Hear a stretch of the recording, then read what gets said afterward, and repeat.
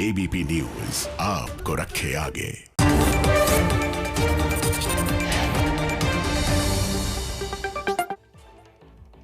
नमस्कार, master stroke में आप सभी का बहुत बहुत स्वागत है। आपके साथ हूं मैं रोबिका लियाकत।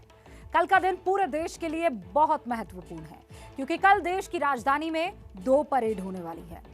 एक परेड में देश के जवानों का शक्ति प्रदर्शन होगा तो दूसरी तरफ देश के किसान भी अपनी शक्ति सरकार को दिखाएंगे। एक तरफ राजपथ पर रफाल की गर्जना सुनाई पड़ेगी तो दूसरी तरफ किसानों के ट्रैक्टर की हुंकार होगी।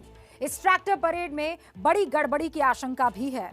ये दावा दिल्ली पुलिस की तरफ से किया जा रहा है। कल दिल्ली पुलिस ने कहा था कि पाकिस्तान इस ट्रैक्टर रैली के बहाने ट्विटर के फर्जी हैंडल्स के जरिए फेक न्यूज फैलाने की फिराक में है और इसीलिए ये सवाल खड़ा हो रहा है कि क्या किसानों की रैली से कोई बड़ा खतरा भी है, क्योंकि जिस वक्त ये रैली होगी उसी वक्त राजपथ पर तमाम गणमान्य लोग मौजूद होंगे।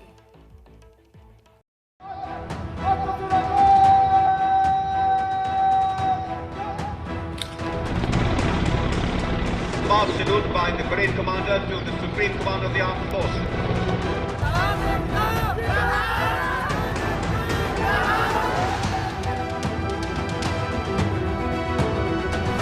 तो जब राजपथ पर जवान परेड कर रहे होंगे उसी वक्त दिल्ली की सड़कों पर किसान भी अपने ट्रैक्टरों के साथ रैली निकाल रहे होंगे।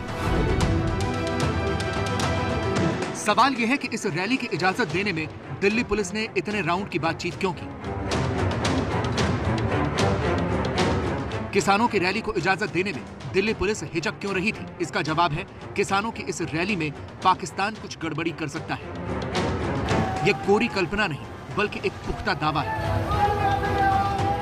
13 जनवरी से 18 जनवरी का इस 7 दिन के एनालिसिस में जो फार्मर्स, ये जो प्रोटेस्ट है, जो ट्रैक्टर रैली है, इसको डिस्टर्ब करने के लिए, इससे जुड़े हुए हैं उनके मन में एक भ्रम पैदा करने के लिए 308 ट्विटर हैंडल पाकिस्तान से जनरेट हुए हैं और वो कॉन्टिन्यूअस इस पर काम कर रहे हैं ताकि एक कंफ्यूजन की स्थिति पैदा हो। दिल्ली पुलिस ने यह दावा कल जारी किया था, जिसका सीधा मतलब यह है कि पाकिस्तान की तरफ से 308 फर्जी ट्विटर हैंडल बनाए गए हैं।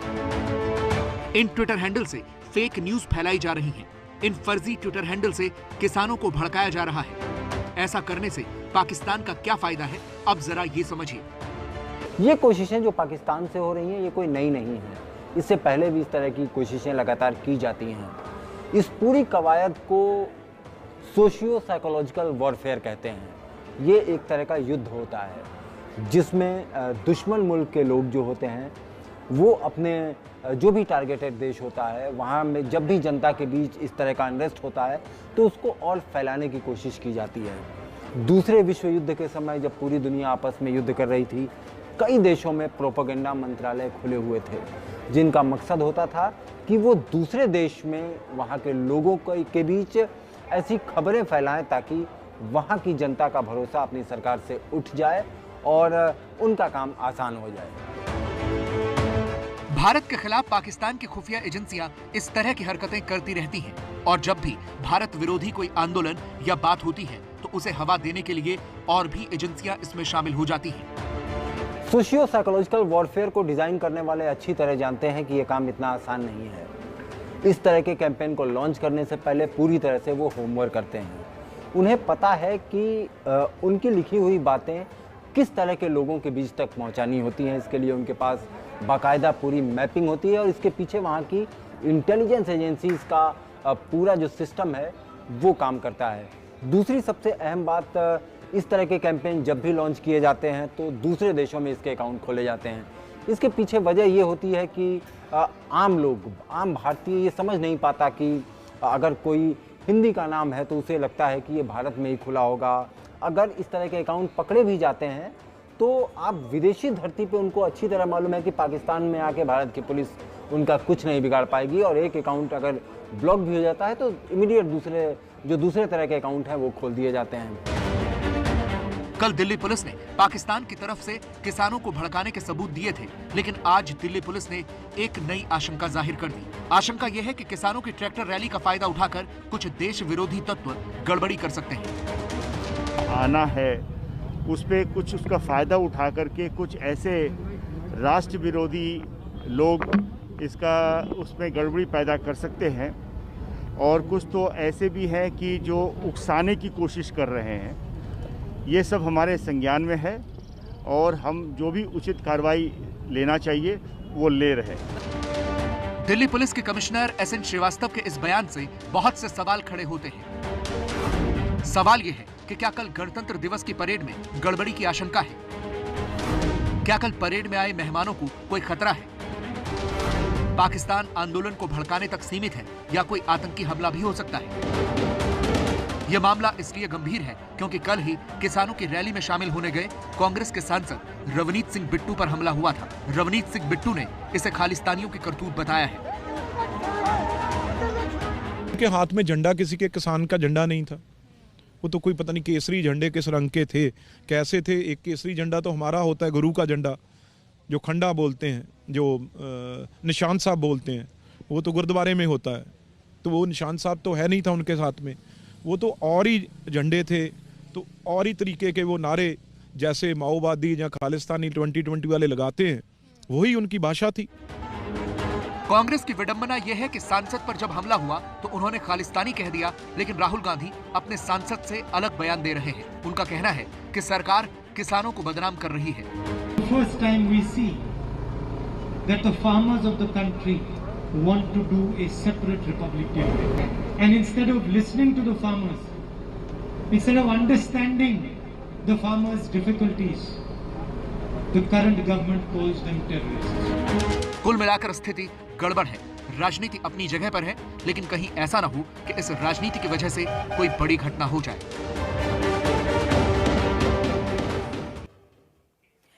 पूरी जद्दोजहद के बाद किसानों को ट्रैक्टर रैली निकालने की इजाजत मिल गई, लेकिन पुलिस ने पूरी दिल्ली में सिर्फ 5000 ट्रैक्टर्स की ही अनुमति दी है। दिल्ली के 1001 दिल्ली के बॉर्डर पर 1000 ट्रैक्टर मौजूद रहेंगे या हजार ट्रैक्टर मौजूद रह सकते हैं। किसानों की जिद है कि जितने ट्रैक्टर आए हैं वो सारे रैली में हिस्सा लेंगे। ऐसे में कल दिल्ली का क्या हाल होगा ये पता नहीं है। समस्या ये है कि किसान अब ऐसा ही घेराव 1 फरवरी के दिन संसद का भी करना चाहते हैं।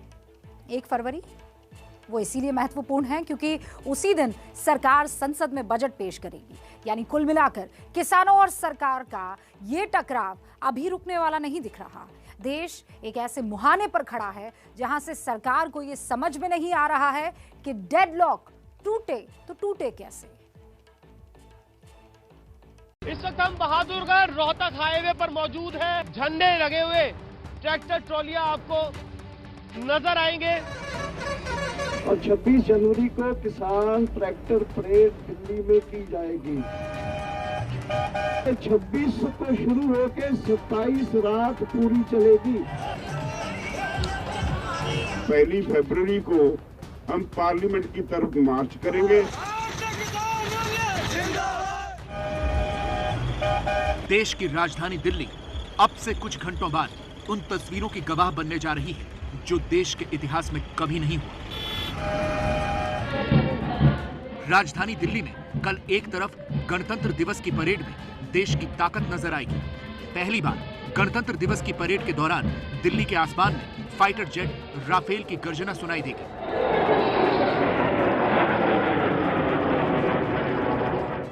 और जिस वक्त देश और दुनिया ये तस्वीरें देख रहे होंगे, उसी वक्त दिल्ली में किसानों के ट्रैक्टर मार्च का आगाज हो रहा होगा, क्योंकि कल पहली बार दिल्ली में गणतंत्र दिवस के अलावा एक और परेड निकलने जा रही है। कृषि कानून का विरोध कर रहे किसानों की ट्रैक्टर परेड। 26 जनवरी को पहले जवानों की परेड और फिर उसके बाद किसानों की परेड। जी हाँ, इस वक्त हम टिकरी बॉर्डर के पास बहादुरगढ़ बाईपास पर मौजूद है और कैमरे की नजर से आप जहां देखेंगे वहां पर आपको किसानों की इस परेड को लेकर तैयारियां नजर आएंगी।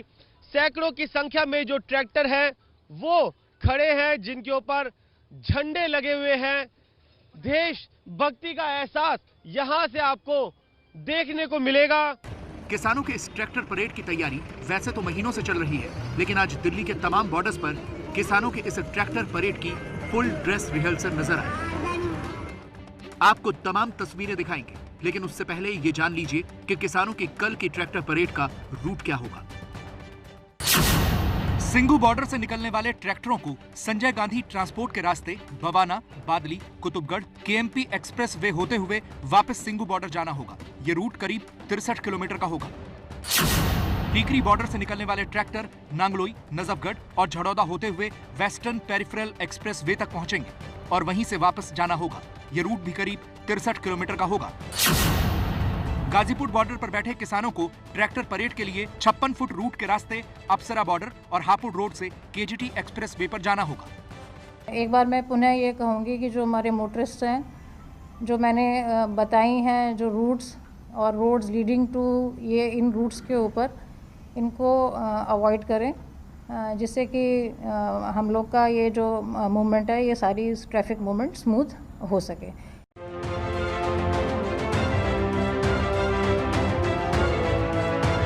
दिल्ली में किसानों का यह ट्रैक्टर मार्च करीब 60 किलोमीटर का होगा, लेकिन इसे लेकर जगह जगह पुलिस प्रशासन ने तैयारियां की हैं। सिंघू बॉर्डर से शुरू होकर यह tractor parade GT Karnal road से होते हुए दिल्ली की तरफ बढ़ेगी। जीटी करनाल रोड पर यह परेड तकरीबन 16 किलोमीटर का सफर तय करेगी और पहुंचेगी संजय गांधी ट्रांसपोर्ट नगर के कट पर, जहां पर मैं मौजूद हूं। और यहां से यह परेड मुड़ जाएगी दाहिने बाहरी दिल्ली के इलाकों के लिए शाहबाद डेयरी, बवाना होते हुए यह परेड जो है वो औचंदी बॉर्डर तक चली जाएगी और उसके आगे फिर हरियाणा में प्रवेश कर जाएगी। ट्रैक्टर रैली को लेकर तैयारियों का जायजा लेने आज दिल्ली के पुलिस कमिश्नर SN श्रीवास्तव खुद मुकरबा चौक पहुंचे। बातचीत के बाद हमने एक उनका रूट तय कर दिया है जिसको वो मानते हैं और उनके जो रिटन एप्लीकेशन में वो रूट भी उसी प्रकार से उन्होंने चिन्हित किया और जिसको हमने अग्री कर लिया है। इन सारे रूट पे हम इस प्रकार से फैसिलिटेशन करेंगे उनको कि उनको रूट अपना जानकारी में रहे और उसी प्रकार से वो जाएं, और हमने उनको साथ में ले जाकर के रूट भी दिखा दिया है। पुलिस ने किसानों के 5000 ट्रैक्टर को ही प्रदर्शन में शामिल होने की इजाजत दी है और इसी के साथ पुलिस सिर्फ 3 रूट पर ट्रैक्टर परेड की बात कर रही है, लेकिन किसानों का कहना कुछ और है। किसानों ने आज संयुक्त मोर्चे की बैठक के बाद कहा कि वो सिर्फ 3 रूट पर नहीं 9 जगहों पर ट्रैक्टर परेड करेंगे। Singhu border, Tikri border, Ghazipur border के अलावा चिल्ला बॉर्डर और धनसा बॉर्डर समेत 9 बॉर्डर से किसानों के ट्रैक्टर चलेंगे। जो होगा शांतिपूर्ण होगा और उससे इस देश के गणतंत्र की इज्जत बढ़ेगी, घटेगी नहीं। और मुझे विश्वास है कल जो आप देखेंगे ये छोटी चीज नहीं है, बहुत बड़ी चीज हो रही है। शांतिपूर्ण होगा और इस देश में रिपब्लिक डे की इज्जत बढ़ेगी। रिपब्लिक में पब्लिक अपने रिपब्लिक को क्लेम करने आएगी। किसानों की आज की प्रेस कॉन्फ्रेंस में सबसे अहम बात यह है कि किसान 26 जनवरी के बाद भी लौटने वाले नहीं हैं। उनकी अगली तैयारी बजट सत्र के दौरान सरकार को घेरने की है। ये परेड 26 को खत्म नहीं होगी। ये लगता है जितने ट्रैक्टर हैं ये 26 को शुरू होकर 27 रात पूरी चलेगी, फिर 28 को हम फ्री होंगे, उसमें हम पूरा ये चीज को तय करेंगे। कल होने वाली किसानों की ट्रैक्टर परेड से पहले दिल्ली के तमाम बॉर्डर्स पर हजारों की संख्या में आज सिर्फ तिरंगे लगे ट्रैक्टर ही नजर आ रहे थे। दिल्ली के सिंघू बॉर्डर पर पहले आंदोलन 10 किलोमीटर के इलाके में चल रहा था, लेकिन अब ये एरिया बढ़कर 20 किलोमीटर तक हो गया है। पूरे इलाके में आज सिर्फ ट्रैक्टर और किसान ही दिखाई दे रहे थे। दिल्ली में किसानों की कल होने वाली ट्रैक्टर परेड से पहले आज मुंबई में किसान सड़क पर उतरे। मुंबई के आजाद मैदान में किसानों ने एक बड़ी रैली की, लेकिन अहम बात यह है कि आजाद मैदान से जब ये भीड़ सड़कों पर निकली तो उसमें किसान कम और राजनीतिक दल के कार्यकर्ता ज्यादा नजर आए। आज किसानों के बहाने ही सही एनसीपी और कांग्रेस ने केंद्र पर निशाना साधा। मुंबई से आई किसान आंदोलन वाली इन तस्वीरों को देखकर आज आप एक बार फिर ये समझ जाएंगे कि किसानों के नाम पर कौन कौन अपना एजेंडा चला रहा है।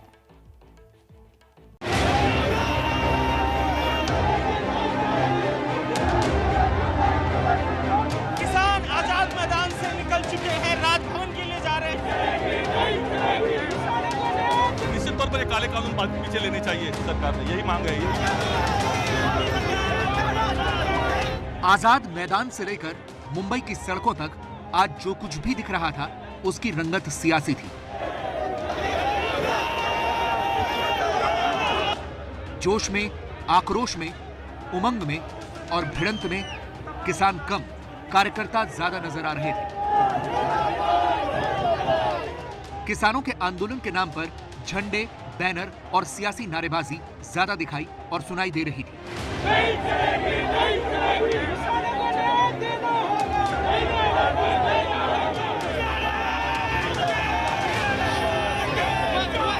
मुंबई की सड़कों पर यह बवाल उस वक्त का है जब ये भीड़ आजाद मैदान से राजभवन की तरफ बढ़ी और उसे आगे जाने से रोक दिया गया।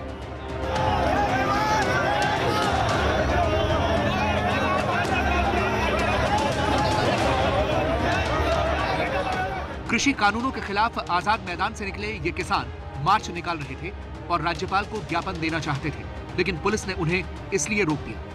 इसके बाद ये किसान वहीं पर बैठ गए और आगे जो कुछ हुआ वो आपके सामने है। धक्का मुक्की जोरदार देखिए किस तरीके से जारी है और इस जोरदार धक्का मुक्की के बीच पुलिस रोक रही है। जो यहाँ पर किसान नेता हैं, जो किसान कार्यकर्ता हैं, उनको आगे बढ़ने से। पोस्टर बैनर हाथ में है। देश भर में जो है लोगों की भावना है, लोग जो हैं वो किसानों के साथ खड़े हैं। केंद्र सरकार अपनी अहंकार में पड़ी हुई है। जो बिल उन्होंने किसानों के लिए लाया है, किसान उसे नामंजूर कर रहे हैं। उसकी बात उन्हें मानना चाहिए कि और जाने लेने के चक्कर में तो भीड़ है बाहर निकलती हुई मेट्रो चौराहे के पास। ये जो पूरा जत्था है इकट्ठा हो रहा है और इस भीड़ की जो मांग है वो है राजभवन जाने की। क्यों जाने की? क्योंकि जो किसान बिल है उसकी खिलाफत है। देखिए नहीं चलेगी, नहीं चलेगी, किसानों का अधिकार, किसानों को न्याय, ये सारे शब्द है जो यहाँ पर जोरदार सुनने को मिल रहे हैं।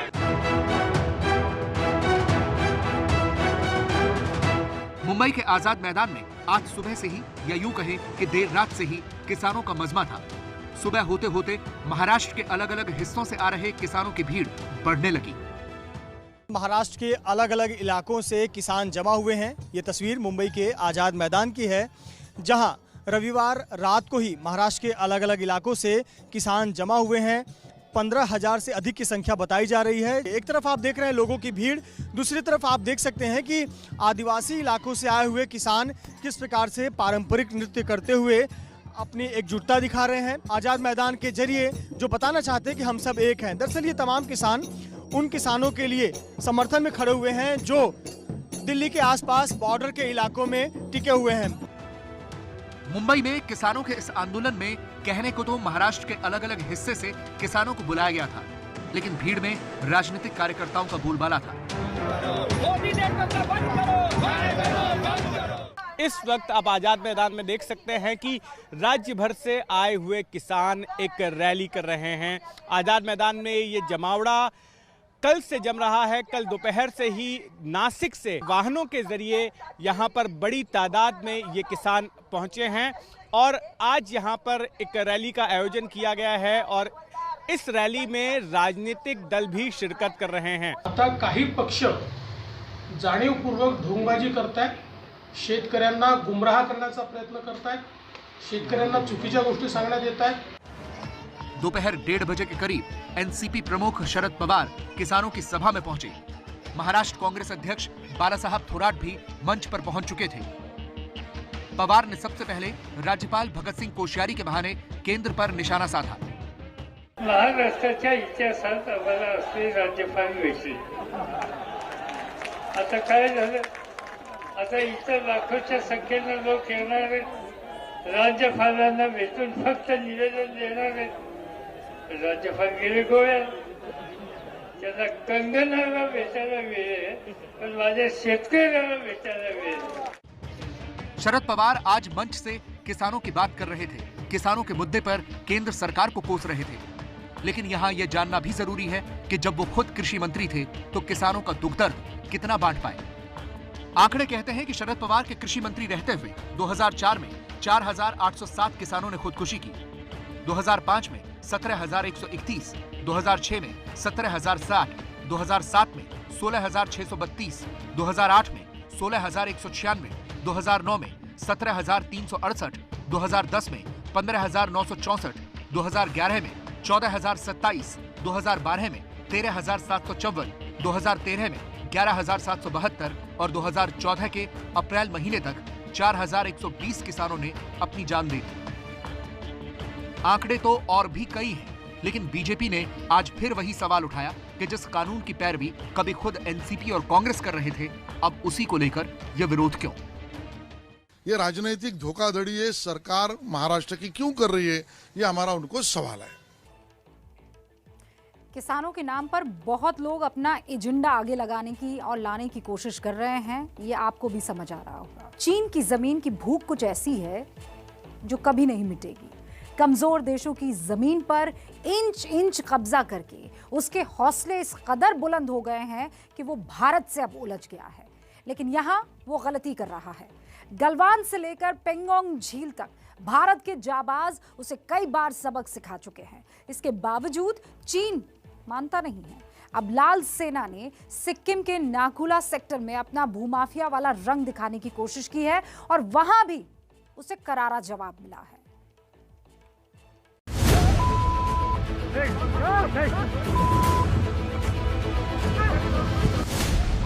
एलएसी पर चीन को फिर मुंहतोड़ जवाब।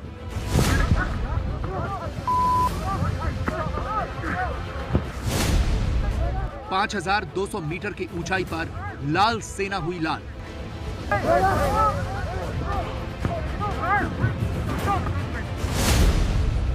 अब की बार सिक्किम में चीन को करारा जवाब। Pravedi, I am telling you again, this is not the way. Please, don't use force.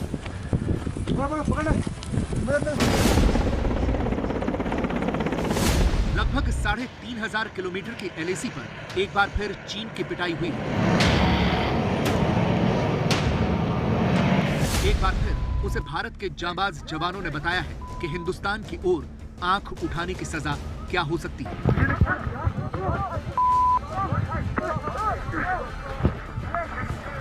इस बार उसे सबक सिखाया गया है सिक्किम के उस इलाके में जहां भारत की सीमाएं चीन से मिलती हैं।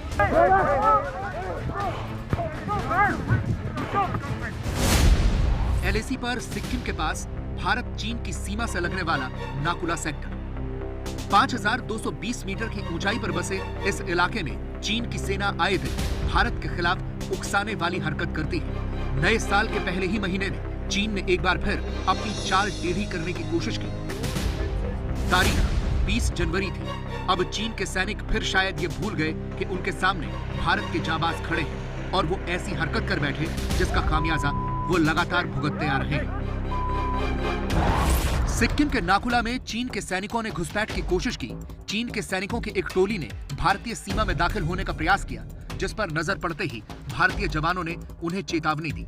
लेकिन चीन के सैनिकों ने भारतीय सेना की चेतावनी को भी नजरअंदाज कर दिया और अपनी हरकत से बाज नहीं आए, जिसके बाद दोनों देशों के सैनिक भिड़ गए। भारतीय सेना के जवानों ने एक बार फिर चीन को करारा जवाब दिया, जिसमें दोनों देशों के सैनिकों को मामूली चोट आई है। भारत के इस कड़े जवाब से चीन के सैनिक पीछे हटने के लिए मजबूर हो गए। उत्तरी सिक्किम में भारत और चीन के बीच में सीमा को पत्थरों के जरिए बांटा गया है। इन्हीं पत्थरों के जरिए ही दोनों देशों की सीमाओं की पहचान होती है। लेकिन चीनी सैनिक चोरी छिपे आकर इन पत्थरों को भारत की सीमा की ओर खिसकाने की कोशिश करते हैं, ताकि एक टुकड़ा जमीन उनके हिस्से भी आ सके। इस बात को लेकर पहले भी कई बार दोनों देशों के सैनिकों के बीच में विवाद हो चुका है। नाकुला सेक्टर में हुई इस झड़प की खबर सामने आने के बाद बीजिंग से लेकर दिल्ली तक हलचल हो गई।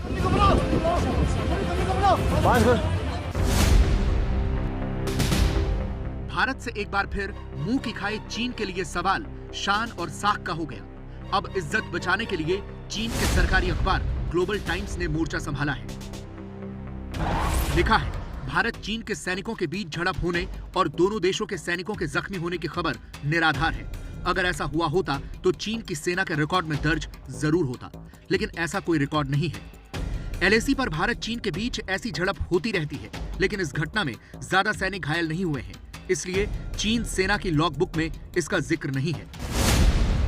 चीन के सरकारी अखबार के इस झूठ से भी सच्चाई नहीं दब सकी। इससे चीन की मुसीबत और बढ़ गई और थक हार कर चीन के विदेश मंत्रालय के प्रवक्ता को इस झड़प पर बयान देने के लिए सामने आना पड़ा। हमारे सैनिक भारत चीन सीमा पर शांति बनाए रखने के लिए प्रतिबद्ध हैं। चीन गुजारिश करता है कि भारत बातचीत पर आगे बढ़े और ऐसी गतिविधियों से बचे जिससे सीमा पर तनाव बढ़े। भारत को सीमा पर शांति बनाए रखने के लिए व्यवहारिक कदम उठाने चाहिए। चीन के बैकफुट पर जाने के बाद भारतीय सेना ने भी इस मामले को ज्यादा तूल नहीं दिया और एक नपे तुले बयान से मामले को खत्म करने की कोशिश की। भारतीय सेना की तरफ से कहा गया है 20 जनवरी को उत्तरी सिक्किम के नाकुला सेक्टर में भारत और चीन के सैनिकों के बीच मामूली फेस ऑफ यानी झगड़ा हुआ था। दोनों देशों की सेनाओं के स्थानीय कमांडर्स ने बातचीत के जरिए मामले को सुलझा लिया था। 20 जनवरी को भारत और चीन के सैनिकों के बीच में उत्तरी सिक्किम के नाकुला सेक्टर में ठीक उसी जगह पर भिड़ंत हुई जहां पर पिछले साल 9 मई को दोनों देशों के सैनिकों के बीच में धक्का मुक्की और मारपीट हुई थी। बाद में इस मारपीट का वीडियो भी वायरल हुआ था। अब 8 महीने बाद चीनी सैनिकों ने इसी सेक्टर में एक बार फिर से उसी हरकत को अंजाम देने की कोशिश की, लेकिन भारतीय सैनिकों की मुस्तैदी के चलते चीनी सैनिक कामयाब नहीं हो पाए। नाकुला सेक्टर में चीन अपनी कोशिशों में कामयाब तो नहीं हो सका, लेकिन उसकी यह हरकत कई सवाल जरूर उठाती है, क्योंकि नाकुला सेक्टर में चीन ने घुसपैठ की कोशिश 20 जनवरी को की, जबकि 24 जनवरी को मोल्डो में दोनों देशों के सैन्य कमांडर्स की मुलाकात होने वाली थी। ऐसे में सवाल यह भी है कि क्या चीन का मकसद भारत पर दबाव बढ़ाना था? क्या इस घुसपैठ के पीछे कोई बड़ी साजिश थी? ऐसी हरकत करके वो भारत के रिजॉल्व को एसेस करने की कोशिश कर रहा था और वो ये जानने की कोशिश कर रहा था कि क्या भारत के रुख में कोई परिवर्तन आया है या नहीं आया है। ऐसा लगता है कि इसके साथ ही साथ वो इस तरह की धमकी देने की भी उसने कोशिश की है कि यदि ईस्टर्न लद्दाख का जो स्टैंड ऑफ अगर जल्दी जो है रिजॉल्व नहीं हुआ तो चाइना अन्य सेक्टर्स पर भी एक स्टैंड ऑफ की सिचुएशन क्रिएट कर सकता है। ये भी एक तरह की मैसेजिंग देने की कोशिश चाइना के द्वारा की गई लगती है। चीन भले ही कदम कदम पर भारत के खिलाफ साजिश करे, वो भले ही अमन का झंडा लेकर जंग की रणनीति बनाए, लेकिन भारत हर वक्त हर स्थिति में उसे सबक सिखाने के लिए तैयार है। भारत के वायुसेना प्रमुख ने भी चीन को 23 जनवरी को यही चेतावनी दी थी। सब तैयारी चल रही है, अगर वो एग्रेसिव हो सकते हैं तो हम भी होंगे, हमारी तैयारी पूरी है। 24 जनवरी को चीन और भारत के कमांडर्स के बीच 17 घंटे की लंबी बातचीत हुई। एलएसी पर विवाद को सुलझाने के लिए इससे पहले दोनों देशों के सैन्य कमांडर्स की 8 दौर की बातचीत हो चुकी है, लेकिन चीन की इन हरकतों से साफ है कि उसके मंसूबे ठीक नहीं है। यही वजह है कि भारत एलएसी पर पूरी तरह से मुस्तैद है और चीन को लेकर चौकन्ना है।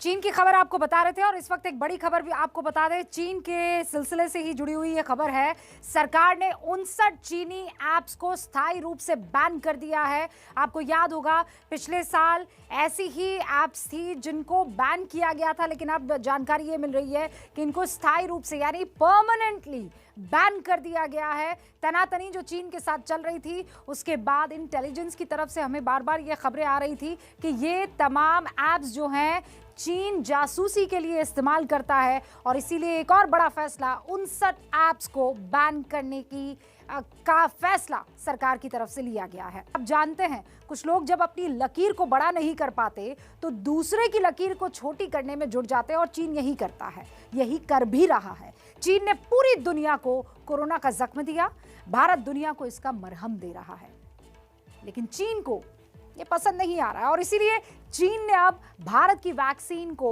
बदनाम करने के लिए एक नए ब्लूप्रिंट पर काम करना शुरू कर दिया है। भारत की वैक्सीन डिप्लोमेसी से बौखलाकर चीन भारत की वैक्सीन को लेकर झूठ का मायाजाल पूरी दुनिया में बुनने की कोशिश कर रहा है, लेकिन चीन की वैक्सीन की तरह ही उसके झूठ का भी दुनिया खरीदार वहां कोई नहीं मिल रहा है।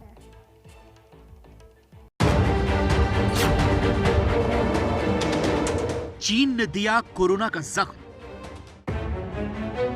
भारत ने दिया कोरोना का मरहम। दुनिया की इस सबसे बड़ी जरूरत को लेकर भारत पूरी तरह से आत्मनिर्भर है। इतना ही नहीं, भारत अनेकों देशों की मदद भी कर रहा है। भारत के वैक्सीन मैत्री से चीन में खलबली। चीन के सरकारी अखबार ग्लोबल टाइम्स की यह खबर चीन को लगी मिर्ची की कहानी बयां करती है। भारत की असरदार वैक्सीन से चीन इस कदर बौखला उठा है कि उसने भारत की वैक्सीन के खिलाफ झूठ का जाल बुनना शुरू कर दिया है। भारत के चीन से बेहतर कोरोना की वैक्सीन तैयार करने से चीन पहले ही काफी चिढ़ा हुआ था, हालांकि चुप था। लेकिन भारत ने जब दुनिया भर के देशों को वैक्सीन भेजकर मदद करनी शुरू की तो चीन के सब्र का पैमाना टूट गया। दुनिया भर में भारत की वाहवाही से चीन इस कदर तिलमिला उठा है कि उसने भारत की वैक्सीन के खिलाफ झूठा प्रचार करना शुरू कर दिया है। भारत के सीरम इंस्टीट्यूट ऑफ इंडिया की कोविशील्ड इस वक्त दुनिया भर में कोरोना की सबसे कारगर वैक्सीन मानी जा रही है। एक जिम्मेदार मुल्क की तरह भारत इस वैक्सीन को दुनिया भर के देशों को मुहैया भी करा रहा है। इससे भारत की भी पूरी दुनिया में वाहवाही हो रही है। लेकिन इससे चीन किस तरह से चिढ़ा हुआ है, इसका अंदाजा चीन के सरकारी अखबार में लिखे एक आर्टिकल से हो जाता है। इस आर्टिकल में लिखा है, भारत में वैक्सीन बनाने वाली कंपनी में लगी आग से भारत की वैक्सीन बनाने की क्षमता और गुणवत्ता पर सवाल उठता है।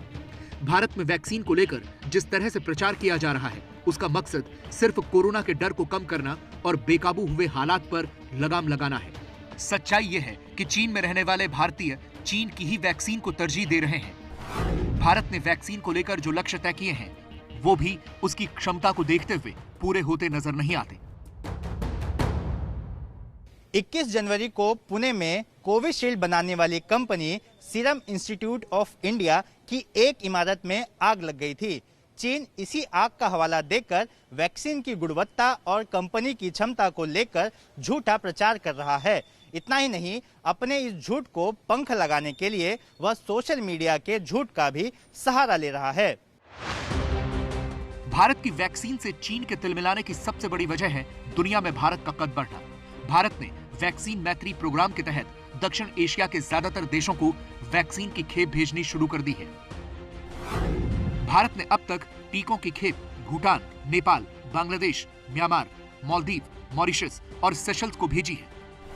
श्रीलंका और अफगानिस्तान को जल्द ही कोरोना का टीका भेजा जाएगा। इसके अलावा सऊदी अरब, दक्षिण अफ्रीका, ब्राजील और मोरक्को भारत से टीका खरीद रहे हैं। 92 देशों ने भारत से टीके की मदद मांगी है। भारत की वैक्सीन महज 10 दिन पहले ही लॉन्च हुई। इतने कम वक्त में भारत ने अपने पड़ोसियों को मदद की डोज पहुंचा दी और हर जरूरतमंद देश को यह भरोसा भी दिया कि भारत उसे मुश्किल से जरूर निकालेगा। इसके अलावा भारत उन देशों को भी वैक्सीन दे रहा है जो भारत से खरीदना चाहते हैं। Said there is interest in many countries in accessing vaccines from India, which is the global hub of vaccine production. The Prime Minister had already stated that India's vaccine production and delivery capacity will be used for the benefit of all humanity to fight the COVID-19 pandemic. We informed you of our grant assistance of vaccines to neighboring countries.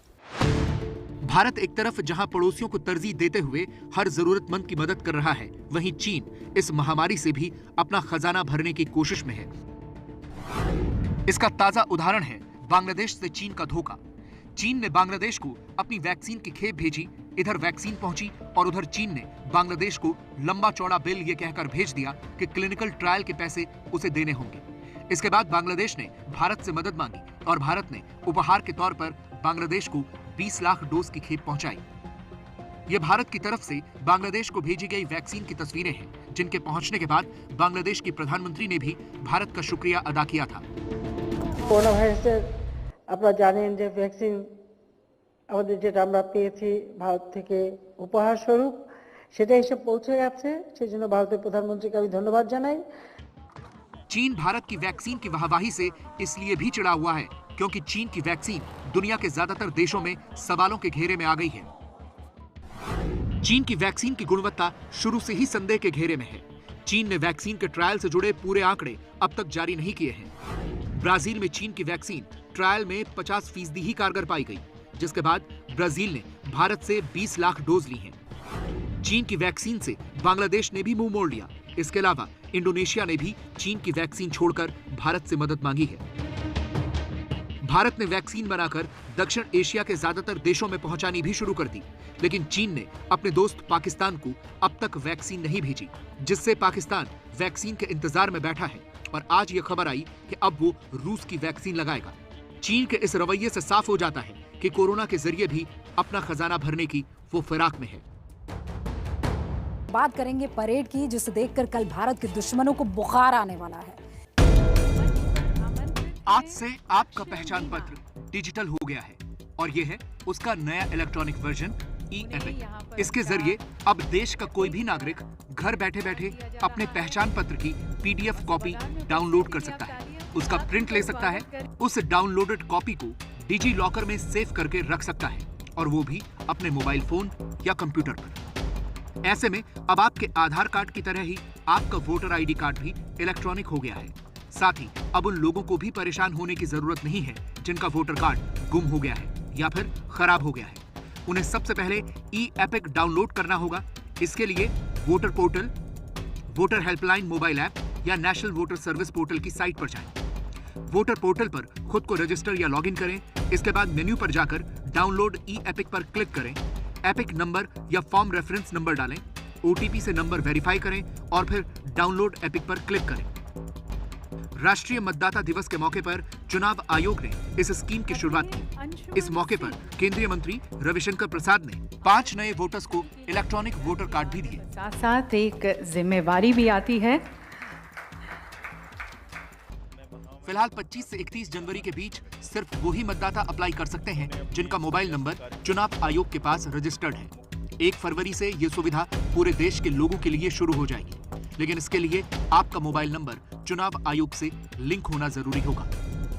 आज सरकार ने पद्म पुरस्कारों का ऐलान कर दिया है। इसमें कई लोगों को पद्म भूषण और पद्म विभूषण सम्मान से नवाजा गया है। लोकसभा की पूर्व स्पीकर सुमित्रा महाजन को पद्म भूषण दिया गया है। सबसे अहम बात यह है कि पद्म पुरस्कारों की इस लिस्ट में 7 लोग ऐसे हैं जो बंगाल से हैं और उन्हें पद्मश्री अवार्ड दिया गया है। प्रधानमंत्री नरेंद्र मोदी के पूर्व प्रमुख सचिव नृपेंद्र मिश्रा को पद्म भूषण से सम्मानित किया गया है। इसके अलावा रामविलास पासवान, मौलाना कल्बे सादिक, केशुभाई पटेल और असम के पूर्व मुख्यमंत्री तरुण गोगोई को मरणोपरांत पद्म भूषण दिया जाएगा। प्रधानमंत्री नरेंद्र मोदी ने जो ट्वीट किया है वो भी आपको हम दिखा देते हैं।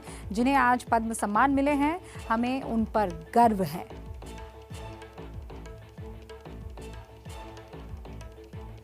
उन्होंने आगे लिखा है, भारत मानवता और राष्ट्र के प्रति उनके योगदान को याद करता है। जीवन के कई आयामों के इन असाधारण व्यक्तित्वों ने दूसरों के लिए उनकी जिंदगी में गुणवत्ता पूर्ण परिवर्तन लाया है।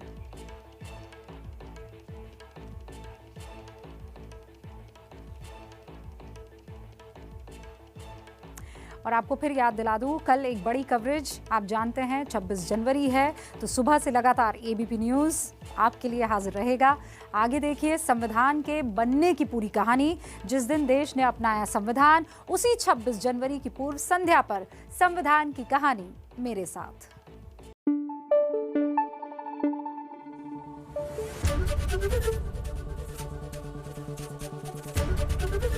एबीपी न्यूज़ आपको रखे आगे।